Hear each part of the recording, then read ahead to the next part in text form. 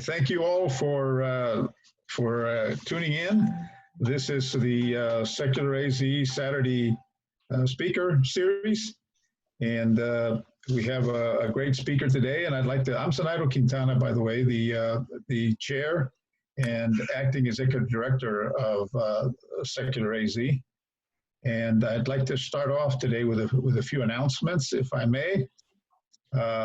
This is, I think, the fifth or sixth presentation in this series, but I want to talk to you about other presentations that are being prepared by other groups. First of all, next Tuesday and the Tuesday following that, that's August 4th and 11th at 3 p.m., HSGP is presenting a series on becoming anti-racist. This will be the fourth and the fifth in the series. They're hosted by Jennifer White and other guest hosts. And like I said, it'll be the final two on August 4th and then August 11th at 3 p.m. On Saturday, August 9th at 10 a.m., the Sunday speaker meeting for HSGP will feature Dr. Dwight Moore, who from Arizona End of Life Options. He will talk about dying with dignity. And then on Sunday, August 9th at 2 p.m., 4 hours after Dr. Moore, Free Thought Arizona has Dr. Ravi Grivois Shaw, who will talk about the failure by the Tucson Unified School District to update their sex ed program. So that'll be the first presentation that is tied by Free Thought Arizona, and they will be featuring their presentations every month as well. On Saturday, 2 weeks from today, August 15th at 2 p.m., Secular AZ has Lindsay Love, who's a member of the Chandler Unified School District Board, who will talk about Purple Parent pushback on support for transgender children. On Sunday, August 23rd at 10 a.m., the Sunday speaker meeting at HSGP will feature Dr. Hal Saferstein and Susan Sackett talking about how the Humanist Community Center came about, the two pivotal members of the organization that essentially led the charge to make that happen. This is the 10th anniversary year of the Humanist Community Center. It's unique. And all of the organizations that would like to have a community center, I urge you all to listen in on that. Later in the year, I think we're going to talk to other people who were pivotal and also helped make the Humanist Community Center happen. I think it'll be very, very informative. And on Saturday, August 29th, Mark Kiske, who is the president of the Kingman Freethinkers, we'll talk about founding their group in an area of the state that does not seem promising for a free thought group. In the next couple of weeks, the Secular AZ will be posting a comprehensive list on the secularaz.org website. And it will be distributed to all of the liaised organizations for Secular AZ, and it will have all of these programs listed along with links and information about them so that you can tune in to those that you have time for. Finally, I want to mention that the Secular Student Alliance had a convention, an online convention, where they had a stellar group of secular and non-theistic speakers. And their talks can be viewed individually on links with the secularstudents.org website. You can look at the whole schedule and pick the ones you want to listen to. And I didn't get a chance to listen to many of them, but the pieces that I caught were exceptional. So I do encourage you to look into that. Okay, finally today, our featured speaker, Joe Blankenship is the president of the Greater Phoenix chapter of Americans United for the Separation of Church and State. He also serves as a treasurer for Secular AZ. After a successful career in strategic planning and as CFO of a Fortune 500 company and president and CEO of a public environmental company, Joe became an activist in the conservation and secular arenas. With Secular AZ, he helped grow the unique Secular Studies program, which facilitates weekly secular discussions among Arizona state legislators. And I say it's unique, but I'll tell you, the legislators, every time we talk to them, they praise that program as the best opportunity they have to interact with their fellow legislators on topics of importance, rather than Bible studies, if you will. Joe writes and presents on various public policy issues. His presentation today is titled, "The Times They Are A-Changing: Pandemic, Recession, Protesting, Black Lives Matter, Christian Nationalism, Election Turmoil, Education Crisis. How will it all turn out? Theocracy, oligarchy, democracy?" Joe, tell us how it will turn out, please. I ask the question. I don't give the answers. Thank you for showing up this afternoon. I see 52 participants. I hope you won't be disappointed. I signed with Secular Coalition in their virtual presentations about July 1st. But mid-July, looking at all the turmoil going on in the United States, I chose the topic you'll see on my slides. I'd already prepared essays for their board of directors about the issues that I want to address for a resurgent Americans United, Greater Phoenix. The purpose was to have a background around social, religious, and political issues that would shape the programming that we should possibly be following. For this talk, I want to share some of that background that I had prepared for our board. And at the end of the presentation, I will share with you the programming that I have begun to implement.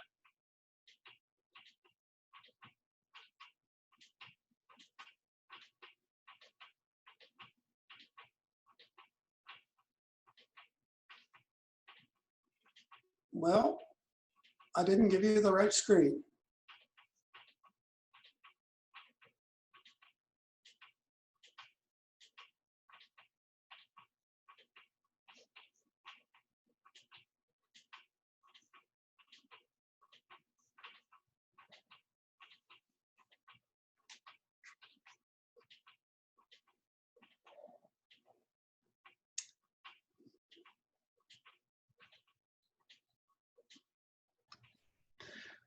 Okay, while we're waiting for Joe to find the right screen, I want to mention that we will proceed with the presentation, and please put your questions in the Q&A box or into the chat screen or into Facebook. Enter them into Facebook, and we will respond to the questions at the end of Joe's presentation. So please put your questions in, and we'll let Joe get to them at the end of his presentation. You ready, Joe? Well, I'm showing my presentation on it's on my screen sharing. Is it available there? Yes, it's on my screen anyway, so I'm assuming so. Yeah. All right. It's working. All right. Well, the times are changing, and that was a sign out of Bob Dylan in 1964 when all hell was breaking loose about the Vietnam War and other things, but they're going equally as bad today. And during the month of July, events have transpired that basically have heightened the dystopian outlook that I had originally envisioned when I chose my topic. Nowadays, I'm in a Mad Max movie with a total societal collapse, complete with marauding Department of Homeland Security police fighting what started to be peaceful protesters in Portland. Now that federal military occupation has mutated to Seattle, Kansas City, and probably some soon to be Chicago and Albuquerque. All are cities that have Democratic mayors and governors. Under these circumstances, I don't think our crisis will be any clearer until we are past an election in November and an inauguration in January.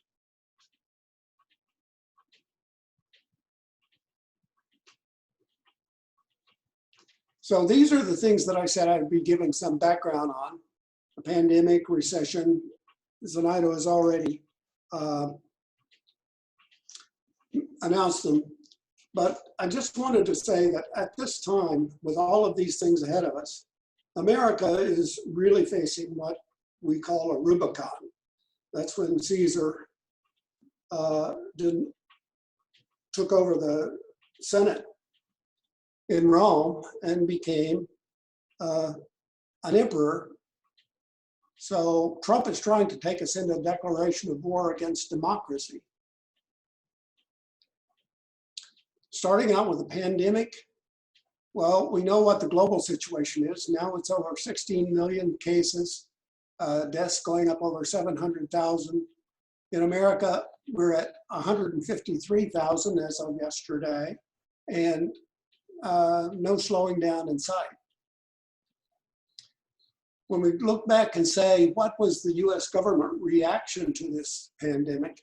We can only look at it as chaos, definitely cruelty, deception, and incompetence. When asked if Trump would take any responsibility about this or do anything about it, he says, no, I am not responsible. He's passing everything down to the states. We're still in a condition that we do not have order, compassion, truthfulness, a respect of science, or a willingness to act on a federal level.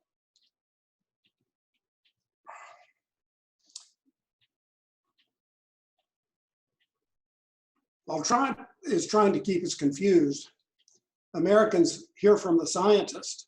According to a recent New York Times poll, 88% of Americans say they think masks should be worn, and 84% say that they trust the medical science who are working and advising on the problem. If only these scientists could follow up and act in what they say, we would have a much, much better outcome. Knowing no more than that, let's move to the recession. We knew coming out of the first quarter of this year that we were in a recession in the American economy. First quarter showed a reduction in GDP of about 5.5%. I didn't expect to be able to tell you what the second quarter was until this last Thursday. The BEA presented what would be happening, what did happen in the second quarter ending June 30th. Except they gave us a little bit different view of this on the basis of telling us what the quarterly change was, 9.5%. But if you annualize that, then that was an annualized change of 32.9% drop in our US economy. This was the largest quarterly drop since the records began in 1945. During the financial crisis in 2008, the worst quarterly drop was 8.4%. 20 million people now qualified for the Paycheck Protection Program. And in the second quarter, that accounted for 15% of the nation's wage being paid. As of last week, these were the kinds of headlines coming around in the newspapers. In Oklahoma, saying a very, very dark feeling. Hundreds camped out in front of the employment lines. In the 4 months since the pandemic began, 50 million workers have filed for unemployment claims. Right now, I think the total national number is about 17 million. State benefit agencies in some parts of the country, including Arizona, have evoked memories of the Great Depression. In Arizona, they've never been able to accomplish getting everybody's unemployment claims processed and then let alone paid. So what are we going to be looking at in the next 6 months? And let's don't go farther than 6 months because we don't have much of a vision of what's going to be happening. Expanded food lines. there's already been food lines shown up across the United States of people who lost their jobs in the first and second quarters and did not have the ability to keep up with what they needed to. Evictions, the Paycheck Protection Program expired on July 28th. The $600 that was being paid to about 15 million people ended on July 28th. So far, the Senate has not come up with anything that's going to replace that. Fortunately, Governor Ducey extended the eviction protection in Arizona through October 31st, but those people still owe the rent payments that they have deferred during the payment protection program. Housing foreclosures, small business bankruptcies will be a constant topic we're looking at through the second half. That's not the good news. What are we doing about Christian nationalists? I think if you look at what Christian nationalists feel like they're trying to do is they don't believe in a modern pluralistic democracy. They want to have only certain political allies and members of certain religions to enjoy positions of exceptional privilege in politics or in society. If you've read Catherine Stewart's The Power Worshippers, you're probably very familiar with this. Some of the announced religious members that have exceptional privilege in politics is Mike Pence. Well, Mike wears his Christianity on his sleeve. He has proudly announced he's a Christian, he's a conservative, and a Republican, but he's never said, I'm a patriot. Bill Barr preaching to Notre Dame students, Mike Pompeo holding Bible study at all the instances of State Department. And he also instituted the International Religious Freedom Alliance, which is trying to take their view of Christianity worldwide. And then Betsy DeVos, campaigning and achieving vouchers for religious schools. Now, we shouldn't downplay Betsy because her position comes from a family with tremendous financial resources to play with in the political game. And I'm sure that's a part of how she got the job as Secretary of Education. And at this moment, we probably can't say the Supreme Court is a friend. We look at Espinoza, just done at the end of July, or announced at the beginning of July. Vouchers can be used for religious schools. That was very against what we view as separation of church and state. Another one that was, let's say, helpful was this one, Bostock, where the Supreme Court came down on our side and said that LGBTQ people or transgender workers could not be fired simply because they were transgender. However, the Republicans and the nationalists keep on going. In December of 2019, they might have thought that perhaps some of these decisions might come back to haunt them. 8 Republicans introduced a bill in the House of Representatives called Fairness for All Act, and saying, let's find common ground on gay rights and religious liberty. Let's carve out some religious charities and schools, and for retailers with less than 15 employees, that they could go ahead and discriminate on the basis of their sincerely held religious belief. Fortunately, that bill has never seen a hearing. I look at what I see in Christians, nationalists, and religion's problem is what I call the illusion of knowledge. They believe that everything that is said in the Bible is the inerrant truth, and so therefore they're going to stick with that. But in truth, that's an obstacle to finding what is real in a sectarian or democratic world. The secular rebuttal, I try to be respectful of the religion. However, I would come back and always say, well, let's respect science, let's respect nature, let's respect each other, but always respect and support the separation of church and state.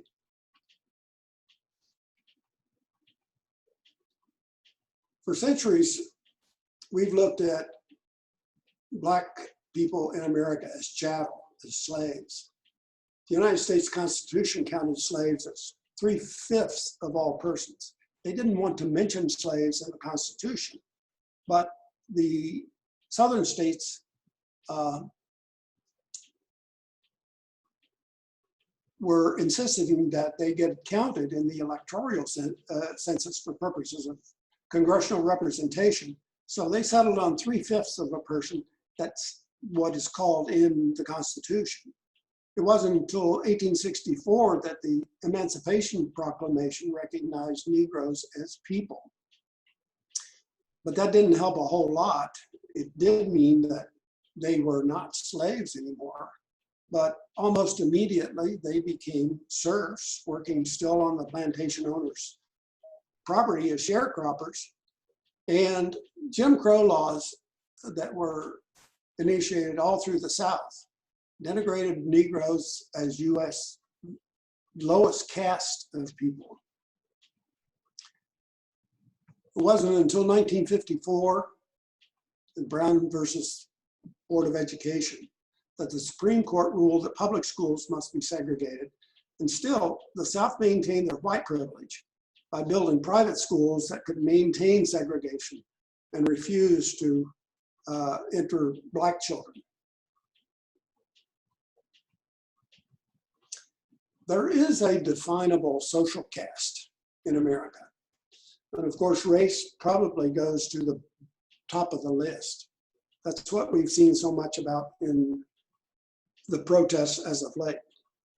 The response to the manner of seeing George Floyd killed in Minneapolis streets created protests and marches all across America and in cities across the world. In dealing and looking at the hierarchy of caste, generally it's not a feeling of morality or feelings or morality, it's a natural feeling of hierarchy, that power, we have power to exercise over you. And that's shown up particularly in the case of the police department and the situation we have there. The policeman assumes he has the power and the authority to demand complete control of the situation. And that's related to something that over the last 50 years, the policeman has been told by the Supreme Court that he is free to stop and frisk, use deadly force, and evade accountability. Through a series of cases, the court increased the power of police by changing the need of having probable cause to stop and frisk or to arrest someone, and they changed it to a lower standard of reasonable suspicion. Well, reasonable suspicion is really not a definable act in the sense of what somebody can say they're willing to arrest someone for. The power and authority to justify kindness and brutality rests with the officer. And because of the Supreme Court, the police have what's called qualified immunity from any harm that they may inflict on the Black man. That is the problem that we have when we say defund the police. But really, we have to come to where we say retrain the police, confirm the dedication of protect and serve, to affirm and practice respect, and all men are created equal. Until we get to that point, this situation is not going to change. Now, I've got a proposition for all of the secular coalition people in our state. The state of Colorado has passed a law rescinding qualified immunity for policemen. It's the only one in the union. This is a model that we should investigate. Perhaps we should work with our Black brothers to help do the same thing in Arizona. I'm proposing that the secular community in Arizona form a coalition of African Americans, Latinos, and Native Americans to write and introduce such a program at the legislature opening in January, a law that will rescind qualified immunity for policemen in Arizona. Someone from these communities should lead that effort, but we should provide the support for organizing the coalition, helping to write the legislation, and perhaps promoting it in the legislature. We keep saying we want younger people and people of color to join our community. What better way to achieve that than to help these communities take away the willful and capricious way that police can injure and kill, and be sure that they are held accountable if they go beyond reasonable use of force in treating a subject. I think we should have that discussion soon. If we look at the circumstance of what's happening in our society, in first quarter of 2008, more people were in opposition to Black Lives Matter than they were supporting it. Since that time, first quarter of 2018 to today, the social sensibility has changed dramatically, so that more than 25% of the population are in favor of supporting Black lives than in opposition. That's a tremendous social change in a matter of 2.5 years. So what are we going to do about fair elections? In addition to Russians aiding Trump on Facebook and Twitter during the 2016 election, Trump had his goons at the polls intimidating voters to be sure there was no, quote, election rigging. He was constantly accusing Hillary of widespread voter fraud throughout his election campaign.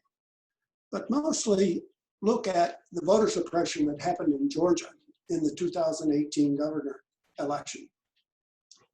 Prior to the election in 2018, the Georgia Secretary of State, who oversees the election, purged enough voters during this Secretary of State tenure to guarantee he would win the governor's race when it occurred in 2018.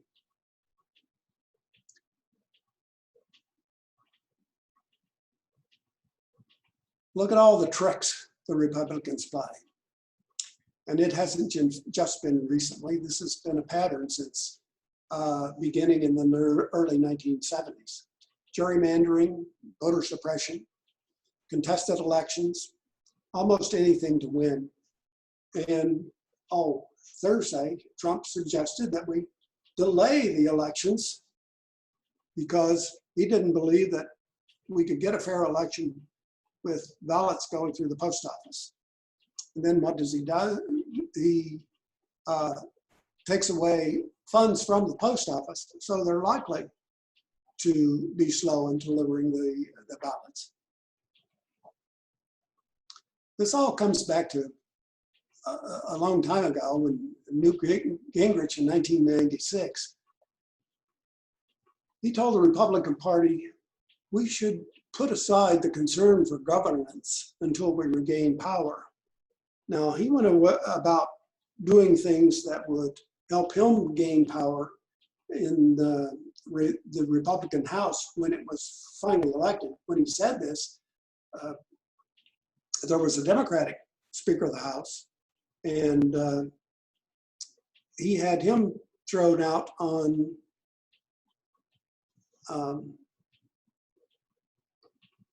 ethics charges. Well, soon Newt became Speaker of the House in the next Republican election. And guess what? He too was thrown out for elections violations, along with the revelations of an extramarital affair with a congressional employee, 23 years his junior. I've pulled this out of an old poem of John Milton, Paradise Lost. The Republicans would better to say that they would better to reign in hell than to serve in heaven. And I think they've done everything that they could to destroy our country, to make it as much like hell as possible. So the final thing that I want to talk about here is the crisis in education. I mean, this is certainly in total turmoil right now about what's going to happen when it's time to open the schools. Who's going to be the boss? Can they dictate that students go back if indeed they don't have proper safeguards in place? We'll see a state budget reduction due to the shelter in place and the reduced economy. And more particularly, as we come back to civics or crisis in education, when are we going to get a curriculum that has some civics instruction, some history that will let people know what we should be thinking about to be living in a democracy and how we vote and participate in it? I've been looking at ways that we could try to convince the Arizona voter a general better way of valuing education, because certainly it is not done here in Arizona or many of the southern states.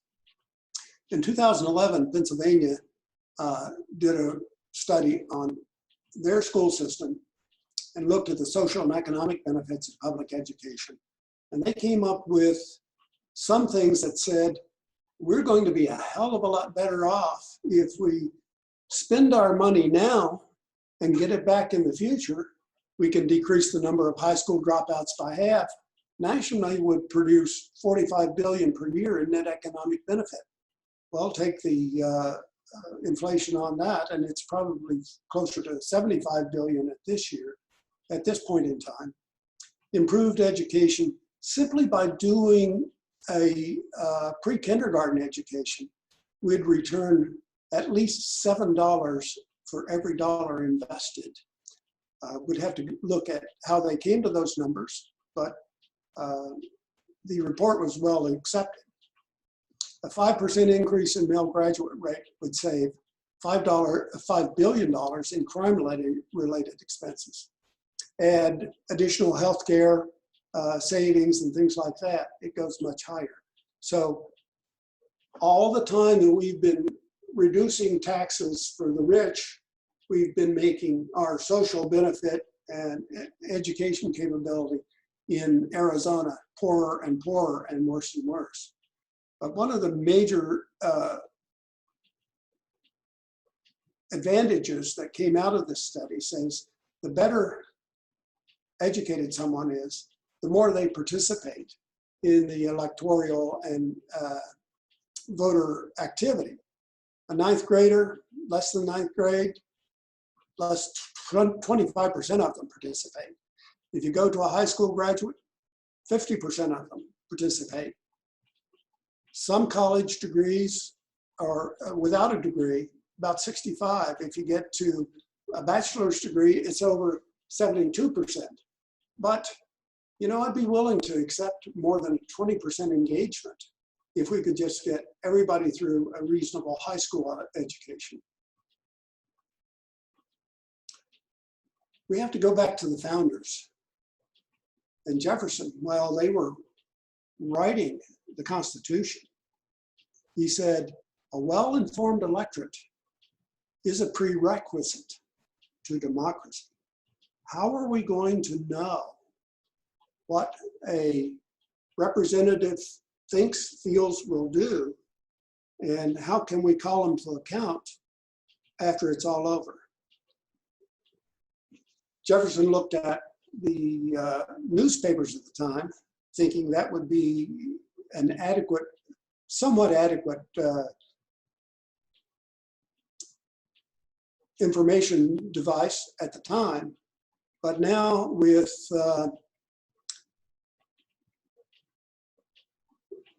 Fox News and everything on the social media, we can never, ever tell what's the truth and what's a lie. So what are we going to do with Americans United, the TH chapter?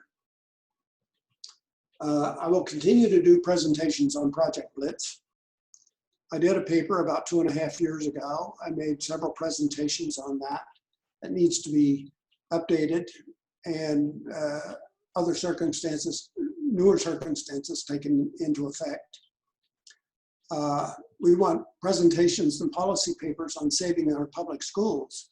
And I want to go to several of the think tanks and foundations in the area and propose this idea that we have some policy papers that talks about the value of the whole society of getting an education. And then one of the things that I've already started is to collaborate with organizations in the state to issue a report card on legislators and government officials, hold them account to work for citizens. That has not been done at any time that ALEC has designated this as their prime area for controlling our legislature. We want to build a secular community. I want to recruit strategic partners and to be a strategic partner to other organizations that are of a like mind, civic organizations, interfaith, advocacy groups. Right now, I'm on the council of one interfaith group, and I'm not a member per se, as what they call it, but I attend 2 other interfaith groups to get acquainted with those folks, and that's one of the areas that I'm trying to get the talks going on religious nationalists. It's a hard road to hoe, but I think I will get there.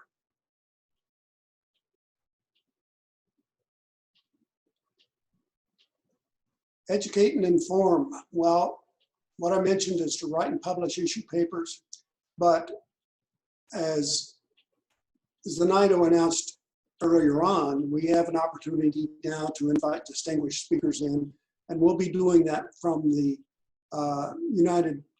Americans United position as well. Develop and support some public issue conversations about education, about equal representation, and build a resource guide for self-education.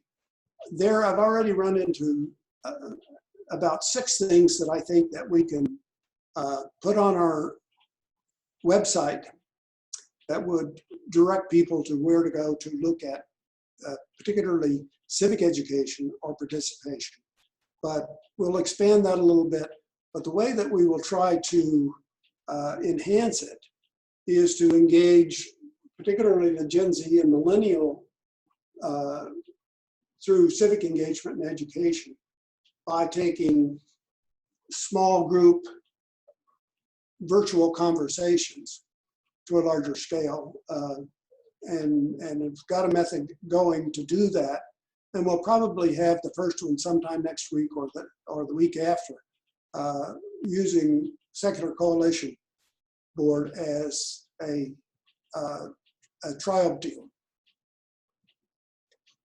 Finally, it's pretty much me and our board here, and our board has a lot of other responsibilities as well. So anyone who wants to help in this venture to participate, I'd welcome it. You see my email there. You can get it from the Secular Coalition website. If you're interested, please let me know. I'm open for questions.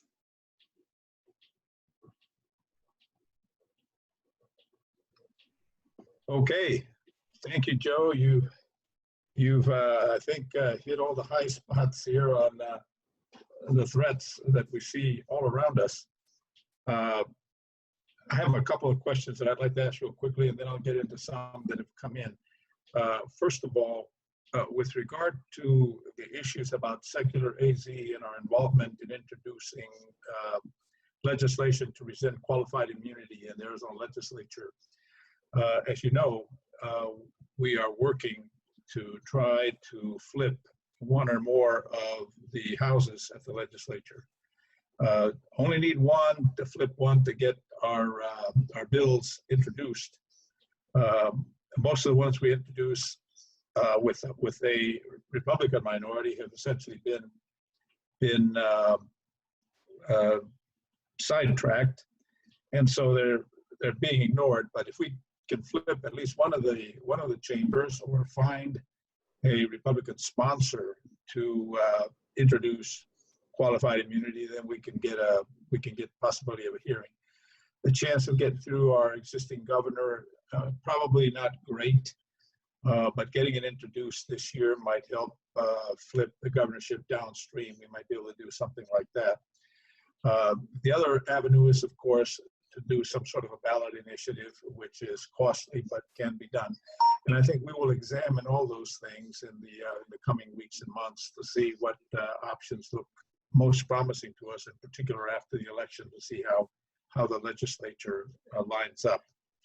I do have one question for you, though, specifically. Can you talk a little bit about the policies within interfaith community and the interfaith groups towards Christian nationalism? I've tried to have that conversation in two of those. And let's say they're not particularly anxious to denigrate someone else's religion as well. However, those that I'm working with typically do not have the evangelicals as a part of their coalition. And it's going to be a matter of saying, these are the issues that matter to all of us as citizens, and you particularly in some religious cases that they could possibly be hurtful to you on a religious basis. If you're being discriminated against because somebody wears a hijab, or you have a different color, or you're a transgender, somebody in your community is gay, they could refuse to provide service. So it's going to be a battle, or at least a challenge. I don't think it is a battle, but I think there will be an audience there. Okay. Yeah, I think from my perception and my reading on the matter, I think the nationalist part of that label, Christian nationalist, is really what's the most critical. While I think there are many, even evangelicals, who will reject the nationalistic viewpoint, it's the nationalists who have essentially hijacked the Christian religions, and particularly evangelicals, to try to further the cause. And these issues of abortion and all those other traditional Christian concerns are primarily a matter of convenience that they can use to gain power, in at least my reading of the situation. I do have other questions, though. Linda Edwards asked, if Trump loses, do you think he will attempt to create even more chaos between the election and the inauguration? Yes, I do. He is very vindictive. And if he thinks the voter is going to rebuke him, he will do all he can to show his anger for it. And he's done that in several cases with people in the departments and what he would consider either enemies or unfriends. Do you believe that's dependent on how much he loses by? If it's a close election, there's more likely to be a reaction from him, a negative reaction from him, than if he loses very convincingly? Well, what I read is that some people in the administration, in the White House, say that Trump is doing a lot of everything he can to make sure that he is not reelected. I don't buy that because of the case that his ego still reigns, and if he can, he would love to be. I think it's going to be up to us as citizens to prove that he is not going to be. I'm going to do everything I can between now and the election day, in particularly some congressional legislative seats, and of course, Mark Kelly as a senator. And that's certainly what many of us can also do. We have a comment from Diane Post, a clarification on that Colorado law to rescind qualified immunity. He said the mechanism that they use to do that is to have the taxpayers pay for full insurance to indemnify the police, so that even if they're held responsible, the taxpayers will pay for police misbehavior. And essentially, she's proposing that any modification to this qualified immunity come with a requirement that the police buy their own malpractice insurance, as lawyers and doctors do now. I like that, Diane. I'm not familiar with the verbiage of the Colorado bill. I just became aware of it in the last, well, it was enacted in June of this year. So I just became aware of it, and it's certainly worth investigation. Okay, David Satterley, as Black lives have not mattered so dramatically for so long that we need to be able to say it straight, but without hesitation, equivocation, or dilution. It's like a Buddhist koan that you wrestle with until you transcend your old self enough to become more enlightened. Can I comment on that? Well, I agree to a large degree. It has to come from inside, and depending on the nature of what you've experienced in the Black community, it is easier and easier to be able to step up and say that. When I moved from Eastern Kentucky to Cincinnati, Ohio, at 11 years old, my father plopped us all down in the middle of a Black neighborhood because that's where he could get the cheapest rent for putting our trailer in. So I've been familiar with the community and involved with them for a significant amount of time. Not in any depth recently, but I think it takes the interaction, the ability to recognize the humanity before people really believe and will engage in it.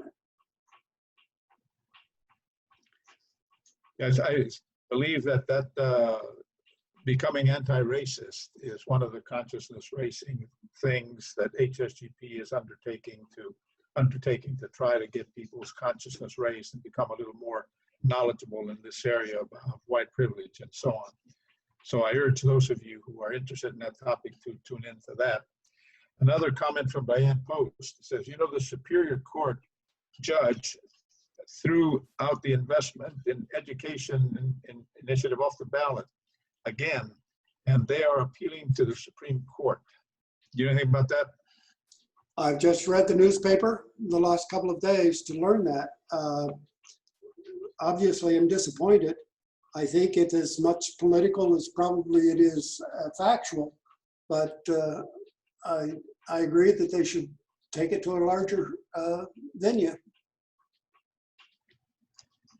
Okay, Peter Bekchezi wants to know if they can have copies of your PowerPoint presentation, Joe. Yes, you may. And he says, thanks for the presentation. I just need an email address. Okay, and your email address is on the screen, so people can just request it from there, I assume. Okay, let me see if I have any other questions over here. Somebody has a language of the Colorado bill. Let me see.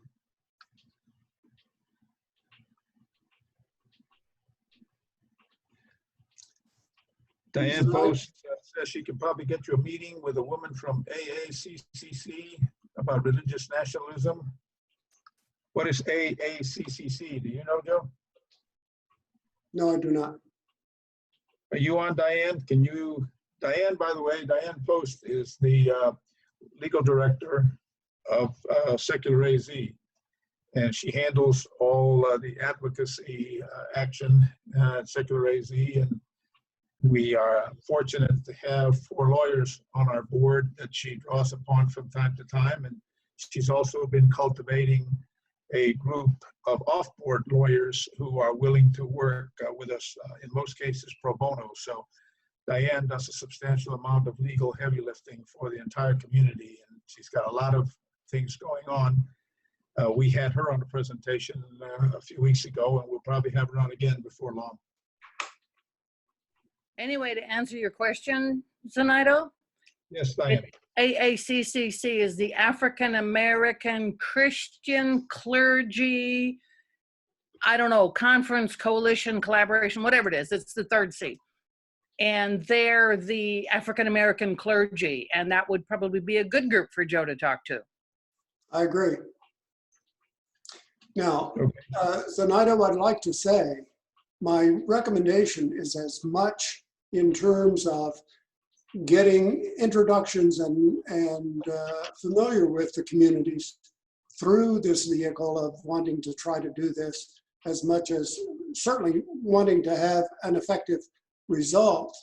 But we need to work to be able to bring this community to the secular table. Well, maybe a dialogue, as Diane proposes, with this African American group, clergy group, is a good place to start to see how Okay. amenable they may I will be. look it up. Yeah. I think in terms of forging ties to the African American community, I know HSGP has taken some specific steps, and Secular AZ also is amenable to doing whatever we can to build those bridges. We have a lot in common. Let me see what else I have.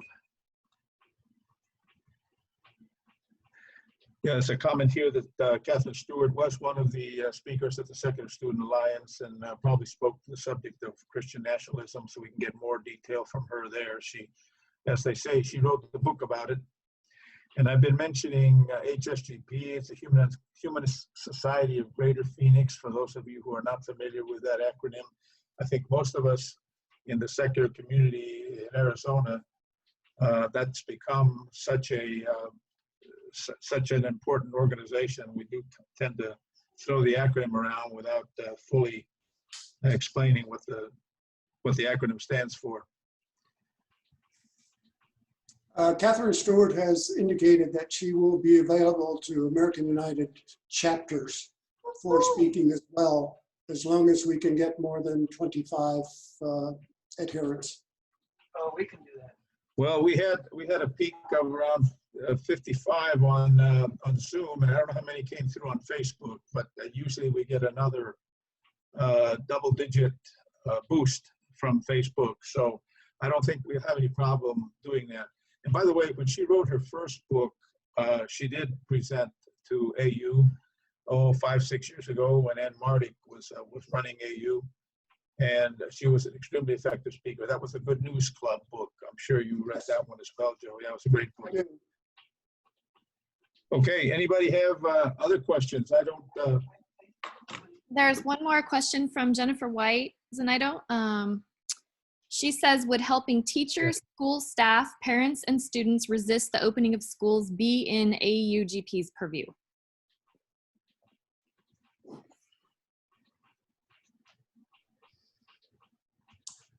We'd have to find some manner of what that resistance is. But I'm for doing anything in the educational community that helps the parents and the students, because Ducey is following the commands of the commander-in-chief, and he wants to do it quickly because he's being pressed. We want to do what works best for the safety and health of the parents and the children. So I'm willing. Yeah, I think just within the last few days, so you're probably aware of this, there was a summer camp in Georgia, and I think religious congregation in Georgia, that both netted hundreds of infections, of COVID infections, because in the case of the summer camp, there was something like 600 kids came together for that, and fully half of them so far have tested positive, and they don't have the results from all of them yet. So I think that's a good measuring stick on what happens when kids get together. They're impossible to keep at a distance, if you will.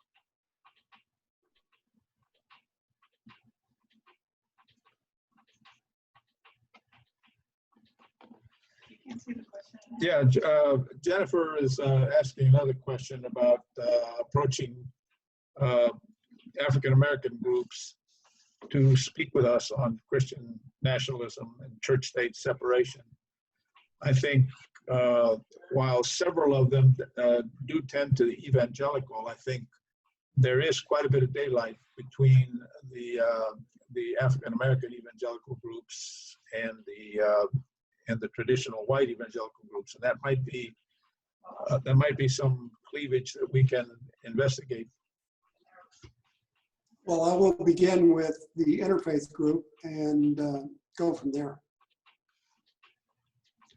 Okay. Other questions?